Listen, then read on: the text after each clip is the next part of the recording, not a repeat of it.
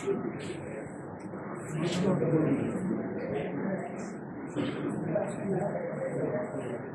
لله والصلاة والسلام على رسول الله صلى الله عليه وسلم. بسم الله وحده والصلاة والسلام على رسول الله وعلى صلى الله تعالى عليه وعلى آله وأصحابه الذين قاموا بإقامة الأحكام وبذلوا أنفسهم وأموالهم حياءهم بالله وسلم تسليما كثيرا. وقد قال الله تبارك وتعالى: قل إن كنتم تحبون الله فاتبعوني يحببكم الله ويغفر لكم ذنوبكم والله غفور رحيم. وقال النبي صلى الله عليه وسلم: أنا خاتم النبيين لا نبي بعد.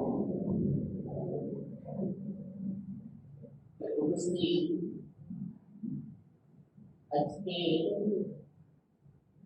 এই মহামান্য মহামানব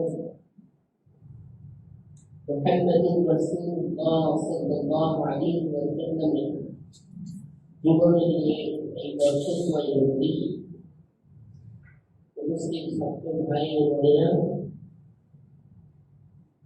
মঞ্চে উপস্থিত আছে আমাদের কলেজের প্রিন্সিপাল মহোদয় এবং আরো কলেজের যারা শিক্ষক মহোদয় আছেন, সম্মানিত ব্যক্তি সকলকে আমার অন্তরের অন্তঃস্থল থেকে আন্তরিক শুভেচ্ছা ও সালাম। মোহতারাম, আজকে যে বিষয় নিয়ে এখানে আমরা সকলে উপস্থিত হয়েছি, আমাদের আগে আমাদের মহিউদ্দিন স্যার বলে গেলেন যে আসলে মুসলমানের জন্য আল্লাহর হাবিব সাল্লাল্লাহু আলাইহি ওয়াসাল্লামের জীবনী আলোচনা করার জন্য এই একটা দিন যে আমরা আয়োজন করি তা যথেষ্ট নয়। আল্লাহ তাআলা নিজে কালামে পাকের মধ্যে বলেন আল্লাহর হাবিব সম্পর্কে, وما أرسلناك إلا رحمة للعالمين। নবী, আমি আপনাকে দু জাহানের রহমত স্বরূপ দুনিয়াতে প্রেরণ করেছি। আল্লাহর হাবিব সাল্লাল্লাহু আলাইহি ওয়াসাল্লাম দুনিয়াতে আসাই ছিল সবথেকে বড় রহমত। আল্লাহর হাবিব সাল্লাল্লাহু আলাইহি ওয়াসাল্লাম যখন যেভাবে যে অবস্থাতে যা কিছু সে করেছেন, এগুলো সব উম্মতি মুহাম্মাদের জন্য রহমত। আল্লাহর হাবিব সাল্লাল্লাহু আলাইহি ওয়াসাল্লাম শেষ নবী হিসেবে দুনিয়াতে এসেছিলেন। আল্লাহর হাবিব বলেন আনা খাতামুন নবিয়্যিন লা নবিয়্য বা'দি, আমি শেষ নবী, আমার পরে কোনো নবী দুনিয়াতে আসবে না। সুতরাং বল্লিগু আন্নী ওয়ালাউ আয়া, আমার থেকে যা কিছু তোমরা শুনবে, আমার থেকে যা কিছু তোমরা জানবে, স্বয়ং আমি যা কিছু বলবো ওইটা কিয়ামত পর্যন্ত যত উম্মত দুনিয়াতে আসবে সকলের কাছে পৌঁছাইয়া দেওয়ার দায়িত্ব তোমাদের।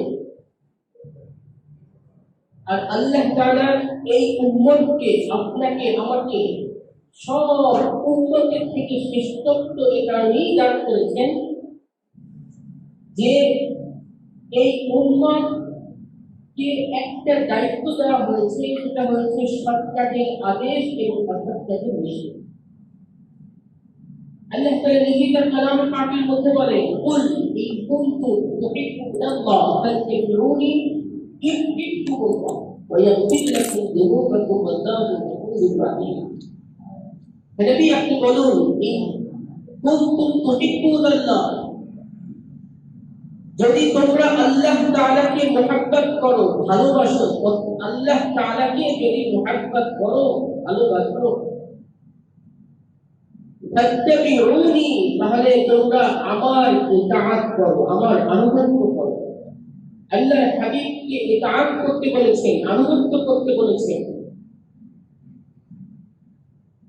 এই কোরআনের এই আয়াত থেকে তাফসীরের মধ্যে একটা ঘটনা নিয়ে আসছেন, সাহাবায়ে কিরামের ঘটনা। সেটা হচ্ছে সাহাবায়ে কিরামের আনুগত্যটা কিরকম ছিল। যে খন্দকের থেকে ফেরার সময় আল্লাহ হাবিব সাল্লাল্লাহু আলাইহি ওয়াসাল্লাম এক ময়দানের মধ্য থেকে যাচ্ছিলেন। এই অবস্থাতে ওইখানে একটা গাছ পড়েছিল, উপর থেকে একটা বড় গাছ পড়েছিল। আল্লাহ হাবিব সাল্লাল্লাহু আলাইহি ওয়াসাল্লাম যখন ওখান থেকে তার সৈন্য বাহিনী নিয়ে যাচ্ছিলেন, তখন মাথা নত করে, অর্থাৎ মাথা নিচু করে গাছের নিচ থেকে আল্লাহ হাবিব গিয়েছেন। আল্লাহ হাবিবের ইন্তেকালের পরেও সাহাবায়ে কিরাম রিদওয়ানুল্লাহি তাআলা আলাইহিম আজমাইন যখন যে অবস্থাতে ওখান থেকে গিয়েছেন, মাথা নিচু করে ওখান থেকে গিয়েছেন। এক সাহাবাকে অন্য এক সাহাবা প্রশ্ন করছেন যে ভাই, আল্লাহর হাবিব তো যখন এখান থেকে গিয়েছিলেন তখন তো গাছ ভেঙে পড়েছিল, এই কারণে মাথা নিচু করে গিয়েছিলেন। এখন তো গাছ ভাঙা নেই, এখানে কোনো গাছই নেই, এখন কেন মাথা নিচু দিয়ে যান? বলে আমি আল্লাহর হাবিবকে দেখেছি এখান থেকে মাথা নিচু করে যাওয়া যেতে, গাছ থাকুক আর না থাকুক আমি এখান থেকে মাথা নিচু করেই যাব। এটাই ছিল সাহাবায়ে কিরামের ইতাআত, সাহাবায়ে কিরামের আনুগত্য। আল্লাহর হাবিব সাল্লাল্লাহু আলাইহি ওয়াসাল্লাম দুনিয়া ছেড়ে চলে গিয়েছেন, কিন্তু কিয়ামত পর্যন্ত এই উম্মতকে একটা দায়িত্ব দিয়ে দিয়েছিলেন। সেই দায়িত্বটা সকল নবীদের ছিল, সকল নবীদের। যখন যে সময় আল্লাহ তাআলা যুগে যুগে লক্ষাধিক আম্বিয়া আলাইহিস সালাতু ওয়াস সালাম থেকে দুনিয়াতে প্রেরণ করেছিলেন, প্রত্যেকটা আম্বিয়া আলাইহিস সালাতু ওয়াস সালাম মানুষের দ্বীনের পিছনে দ্বীনি মেহনত করছেন, আর আল্লাহ যে এক এই কথা মানুষকে বুঝিয়েছেন। কারণ যদি কোন ব্যক্তির মধ্যে পরিপূর্ণভাবে আল্লাহ তাআলার ভয় থাকে, যে আমি যা কিছু করছি, আমি যা কিছু করতেছি, কেউ না দেখুক দুনিয়াতে, একমাত্র আমার আল্লাহ দেখতেছেন, এবং এটা আমার আসল জীবন না, এটা আমার কিছু কিছু সময়ের জন্য একটা জীবন।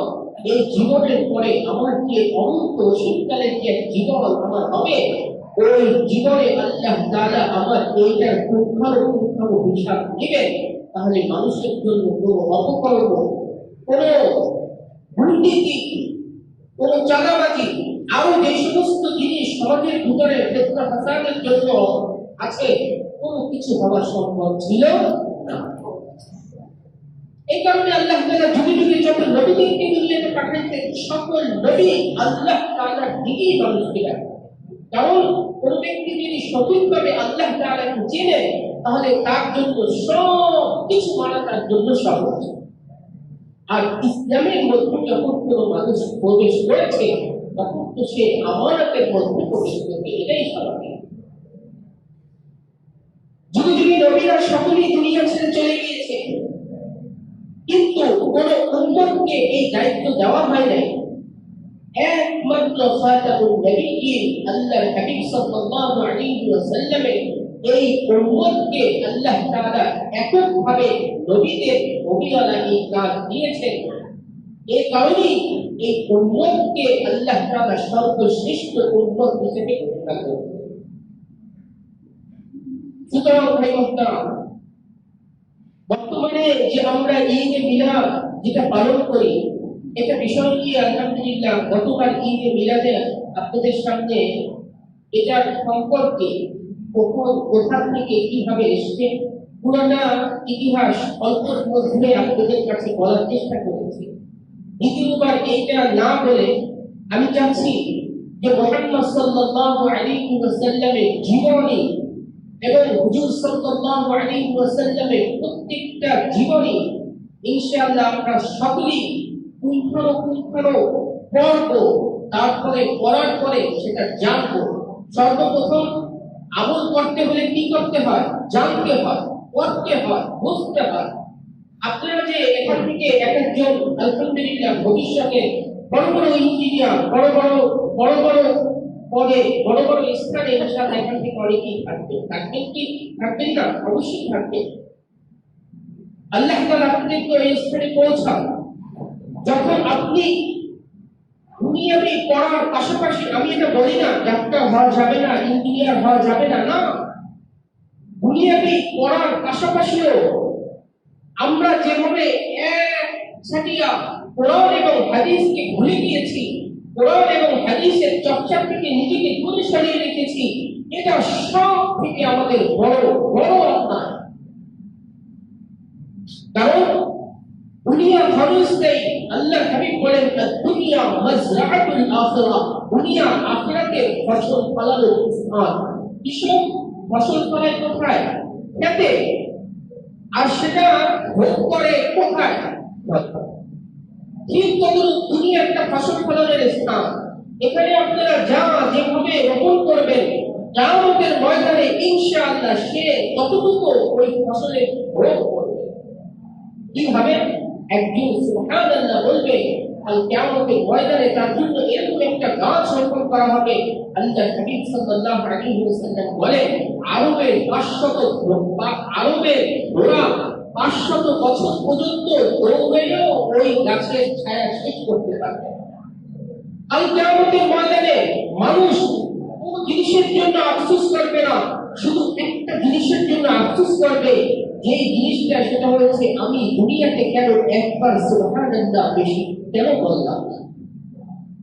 তো সুতরাং ভাই মুহতারাম, আল্লাহ হাবিব সাল্লাল্লাহু আলাইহি ওয়াসাল্লামের পুরো জীবনই হলো আদর্শ।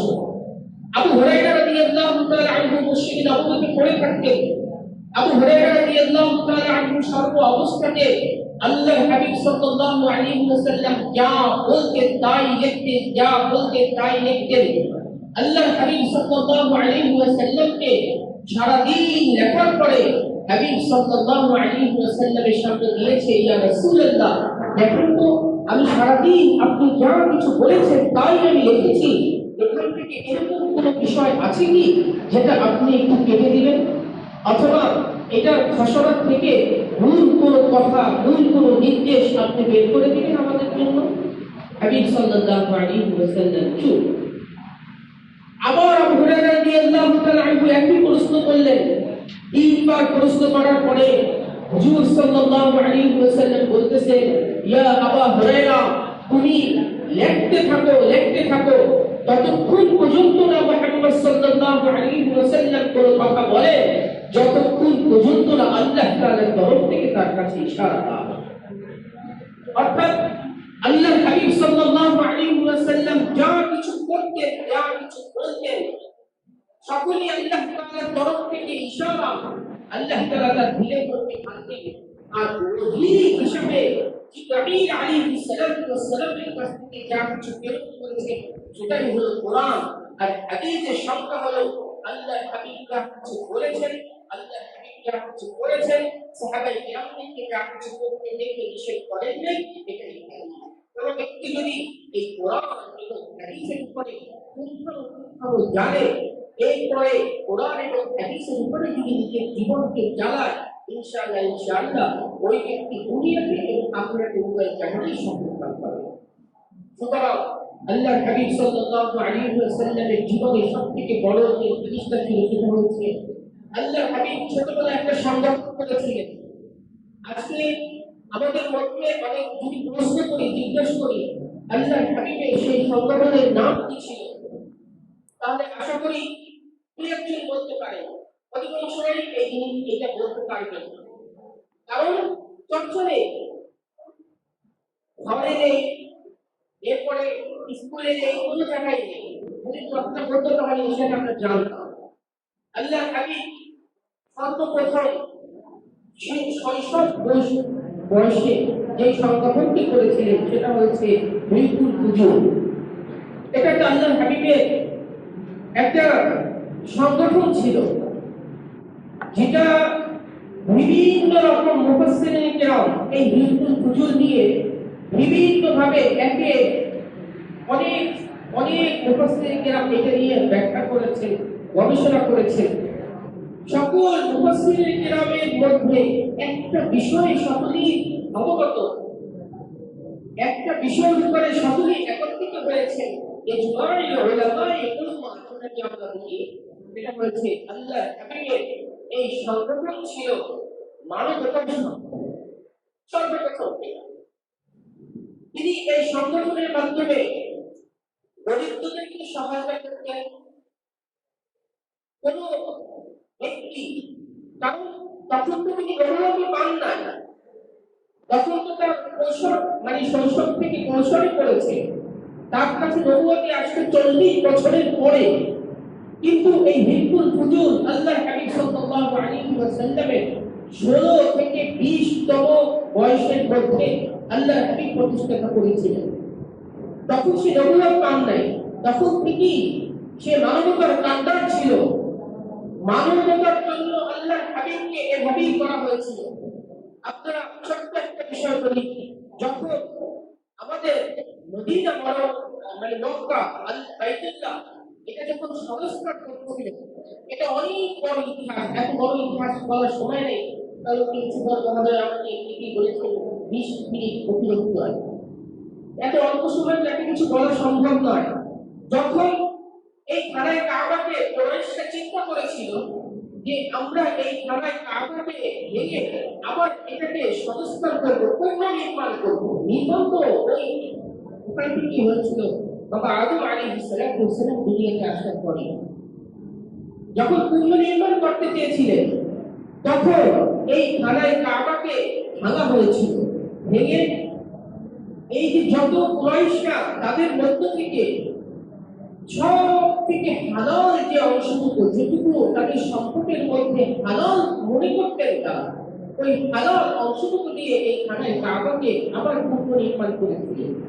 তাদের এই হালাল সম্পদে এত কম ছিল যে বর্তমানে খানায় কাবার পাশে যে একটা বাকি অংশ আছে, যেই অংশের মধ্যে নামাজ, আমরা যারা হজ করতে যাই নামাজ আদায় করি, এটুকু ইব্রাহিম আলাইহিস সালামের খানায় কাবার হিস্সা ছিল, অংশ ছিল।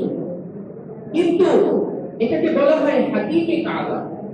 এই হাতিমে কাবা যখন কুরাইশরা যখন এটাকে পুনর্নির্মাণ করেছিলেন, তখন তাদের এই যে সম্পদ, হালাল সম্পদ, ওটার দ্বারা পুরো কাবা করার সম্পদ হয় নাই। এ কারণে তারা এই হাতিমে কাবাটুকু ছেড়ে মূল যে কাবা এখন আছে সেই কাবার উপরে তারা পুনর্নির্মাণ করেছিলেন। তখন আল্লাহর এই যে হজ্জে আসওয়াদ, যে পাথরটা, এটাকে এই হজ্জে আসওয়াদের স্থানে রাখার জন্য পুরো কুরাইশদের মধ্যে বলা হয়েছিল যে কে এখানে রাখবে, কে রাখবে, কোন গোত্রের প্রধান এখানে রাখবে। সকলে একভাবে সকলেই এটার উপরেই নির্ধারণ করলেন যে মুহাম্মদকে ডাকো, মুহাম্মদ এটার সমাধান করতে পারবে। কারণ ওখানে গোত্রের প্রত্যেকটি প্রধান তারা সবাই ওখানে রাখতে দিয়েছিল। কোন গোত্রের প্রধান এই হজ্জে আসওয়াদকে ওই স্থানে রাখবে, সেটা নিয়ে তাদের মধ্যে একটা ফিতনা ফাসাদ দেখা যাচ্ছিল। হুজুর সাল্লাল্লাহু আলাইহি ওয়াসাল্লামের তখন বয়স ছিল কত? ছোট বয়স, 16 থেকে 17 বছর বয়স ছিল। মুহাম্মদুর রাসূলুল্লাহকে আল্লাহ তাআলা এই উম্মতের কান্ডারি বানাইবেন, খাতামুন নবিয়্যিন বানাবেন। ছোটবেলা থেকেই আল্লাহর হাবিবকে আল্লাহ তাআলা তাকে ওইভাবে করে প্রেরণ করেছিলেন। সে আসার পরে এটা সমাধান কিভাবে করলেন যে এই হজ্জে আসওয়াদকে একটা কাপড়ের উপরে রাখো, গালিচার উপরে রাখো। দেখে প্রত্যেক গোত্রের যারা প্রধান আছে, প্রত্যেক প্রধানরা এই গালিচাকে ধরো এবং সকলে মিলে ওখানে নিয়ে রাখো। আল্লাহ হাবিবের এই উদ্যমী কাজ এর জন্য এই গোত্রের ভিতরে যে একটা ফাসাদ সৃষ্টি হয়েছিল, বড় এক ফাসাদ, আল্লাহর ঘর নিয়ে আল্লাহ তাআলার হাবিবের এই কাজের কারণে, তার এই দায়িত্বের কারণে, তার এই দেখানো পথ অনুসরণ করার কারণে এই গোত্রের ভিতরে হানাহানি রাহাজানি এগুলো বন্ধ হয়ে গিয়েছে, যে না মুহাম্মদ যেটা বলেছে এটাই তো সঠিক। তো হুজুর সাল্লাল্লাহু আলাইহি ওয়াসাল্লাম ছোটবেলা থেকে এভাবে বিভিন্ন কাজগুলি করতেন। তো হিলফুল ফুজুর যে সংগঠনটা আল্লাহর হাবিব প্রতিষ্ঠা করেছিলেন, সেটার মধ্যে সর্বপ্রথম যেটা ছিল সেটা হচ্ছিল দরিদ্র ব্যক্তিদেরকে সাহায্য সহযোগিতা করা। দ্বিতীয় যেটা সেটা হয়েছে কেউ যদি অসুস্থ থাকে, অসুস্থতার কাছে দেখতে যাওয়া, তাকে দেখতে যাওয়া। এই সংগঠন দিয়ে এরকম এরকম যত কাজ, অর্থাৎ মানবতার উন্নয়নের জন্য এই কাজগুলো আল্লাহর হাবিব এই হিলফুল ফুজুরের মাধ্যমে করেছেন। আজকে আলহামদুলিল্লাহ যখন আল্লাহর হাবিবের জীবনী নিয়ে আলোচনা হচ্ছে, অনেক শুনেছি, অনেক বলা হয়েছে, এখন শেষে অন্তত পক্ষে আমরা এই হিলফুল ফুজুরের মতো এই টেকনিক্যাল স্কুল অ্যান্ড কলেজে একটা, আমরা যারা বাচ্চারা আছি, আমরা যারা ছাত্ররা আছি, এই ছাত্র ভাইরা মিলে একটা ছোট পরিসরে একটা এরকম সংগঠন আমরা করতে পারি। হিলফুল ফুজুরের মতো একটা সংগঠন করতে পারি। এটা কাজ কি হবে? আমাদের ছাত্র ভাইদের মধ্যে অনেকেই আছে একটু আলহামদুলিল্লাহ সামর্থ্যবান, অনেকেই আছে একটু সামর্থ্য কম। আপনি একটু গিয়ে দেখেন, একদম সর্বদরিদ্র যারা, তারা মানুষের কাছে চেয়ে খেতে পারে, আর যারা উন্নত লেভেলে বসবাস করে তাদের তো চাওয়ার প্রয়োজনই হয় না। কিন্তু মধ্যবর্তী এরকম কিছু মানুষ আছে যারা সব থেকে সমাজের মধ্যে সব থেকে কষ্টে আছে, যারা কারোর কাছে চাইতেও পারে না, কারোর কাছে কিছু বলতেও পারে না, অথচ কষ্ট নিয়ে তারা প্রতিনিয়ত বসবাস করছে। আপনাদের মধ্যেও একটু খুঁজেন, আশেপাশে একটু ছাত্র ভাইরা নিজেদের মধ্যে দেখেন, আপনাদের মধ্যে এরকম অনেক সাথী ভাই পেয়ে যাবেন যাদেরকে বই কিনতে পারে না, আপনারা তাকে একটা বই কিনে দিলেন। কলম কিনতে পারে না, খাতা কিনতে পারে না, আপনারা কিনে দিলেন। আপনাদের কাছে মনে হয় আজকে আপনার এই 10 টাকা ইনভেস্ট আপনার জীবনে সর্বস্তরে যখন আপনি যাবেন, তখন আপনার এই 10 টাকার বরকত আপনি ওখানে গিয়ে করবেন। তো এরপরে কলেজের মধ্যে আরো যে সমস্ত কাজগুলো, অন্যায় কাজগুলো যেগুলো হয় সচরাচর, এই অন্যায় কাজ থেকে তারা ছাত্র ভাইদেরকে বিরত রাখতে পারে, বলতে পারে। এরপরে যেটা সেটা হচ্ছে কলেজ পরিষ্কার পরিচ্ছন্নতা রাখতে পারে, কারণ হাদিসের মধ্যে আসছে তাহারাত হলো ঈমানের অঙ্গ। তাহারাত কি? ঈমানের অঙ্গ। পবিত্রতা একটা ঈমানের অঙ্গ। তাহারাতের কাজগুলো করতে পারে, ছোট ছোট যে কাজগুলো আছে যেটা কলেজ ভিত্তিক। কোন শিক্ষক মহোদয় যদি কোনো কাজ বলে, কোনো কাজ করতে বলে, সেগুলো আমরা করতে পারি। এভাবে করে ইনশাআল্লাহ আমরা একটা হিলফুল ফুজুরের মতো ছোট্ট একটা সংগঠন নিজেদের মধ্যে প্রতিষ্ঠা করতে পারি। এবং এটা আবার এই কলেজের মধ্যে আমাদের যে ছাত্র ভাইরা আছে, আমাদের যে শিক্ষক মহোদয় আছে, এদের মধ্য থেকে যাদের যখন যে অবস্থাতে তাদেরকে ডাকবে সাহায্যের জন্য, সহযোগিতার জন্য, ইনশাআল্লাহ আমরা সকলেই ওই কাজের জন্য উপস্থিত থাকবো ইনশাআল্লাহ। সকলে নিয়ে আসেন ইনশাআল্লাহ। আল্লাহ তাআলা আমাদেরকে তৌফিক দান করুন এবং হাবিব সাল্লাল্লাহু আলাইহি ওয়াসাল্লামের শুধু জীবনী একটা দিনের মধ্যে সীমাবদ্ধ না রেখে এই জীবনীকে নিজের জীবনের মধ্যে, নিজের হায়াতের জিন্দেগির মধ্যে, নিজের সমাজের মধ্যে, নিজের কলেজের মধ্যে, নিজের পরিবারের মধ্যে পুঙ্খানুপুঙ্খানুভাবে আল্লাহর হাবিবের এই জীবনীকে মান্য করা এবং এটার তৌফিক আল্লাহ তাআলা আমাদেরকে দান করুন। আখির দাওয়ানা আলহামদুলিল্লাহি রাব্বিল আলামিন।